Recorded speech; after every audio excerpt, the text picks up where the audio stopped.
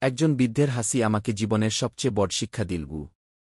আজকের ঘটনাটা আমার হৃদয় ছুঁয়ে গেছে।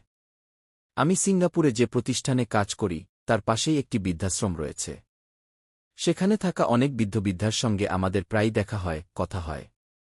ধীরে ধীরে তাদের সঙ্গে একটা আত্মিক সম্পর্ক তৈরি হয়েছে। আজ দুপুরে একজন বৃদ্ধ আমার জন্য খাবার নিয়ে এলেন। তাকে দেখে মনে হচ্ছিল পৃথিবীর সবচেয়ে সুখী মানুষ তিনি। আমি হেসে জিজ্ঞেস করলাম, আজ এত খুশি কেন? তিনি চোখে আনন্দের ঝিলিক নিয়ে বললেন, আজ আমার ছেলের বউ আর নাতি আমাকে দেখতে এসেছে। আমরা সবাই একসঙ্গে দুপুরের খাবার খেয়েছি। তার কথাগুলো শুনে আমার মুখেও হাসি ফুটল। কিন্তু পরক্ষণেই বুকের ভেতর একটা কষ্ট অনুভব করলাম। আমি ভাবলাম, আমরা কত সৌভাগ্যবান। আমাদের অনেকেই এখনও প্রতিদিন মা-বাবার মুখ দেখতে পাই, তাদের সঙ্গে বসে খেতে পারি, তাদের ভালোবাসা অনুভব করতে পারি।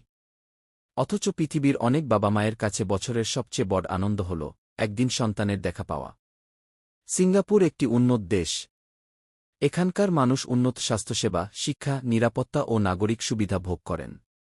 তবে অনেক পরিবারের বাস্তবতায় প্রাপ্তবয়স্ক হওয়ার পর সন্তানরা স্বাধীনভাবে আলাদা বসবাস শুরু করে। ফলে অনেক প্রবীণ মানুষ একা থাকেন বা বৃদ্ধাশ্রমে জীবনযাপন করেন। অবশ্যই সব পরিবার একরকম নয়, এবং অনেক সন্তান নিয়মিত তাদের বাবা-মায়ের খোঁজখবর নেন ও সময় দেন। তবুও প্রতিদিন পরিবারের সান্নিধ্য পাওয়ার অনুভূতি সবার ভাগ্যে জোটে না। আজ সেই বৃদ্ধের হাসি আমাকে বুঝিয়ে দিল, বাবা-মায়ের কাছে সবচেয়ে বড় উপহার দামি কোনো জিনিস নয়, তাদের সবচেয়ে বড় প্রাপ্তি হল সন্তানের একটু সময়, আন্তরিক ভালোবাসা আর পাশে থাকার অনুভূতি। আসুন, আমরা যত ব্যস্তই থাকি না কেন, মা-বাবার জন্য কিছু সময় রাখি। কারণ একদিন হয়তো অনেক কিছুই ফিরিয়ে আনা যাবে, কিন্তু তাদের সঙ্গে কাটানোর সময় আর কখনো ফিরে আসবে না।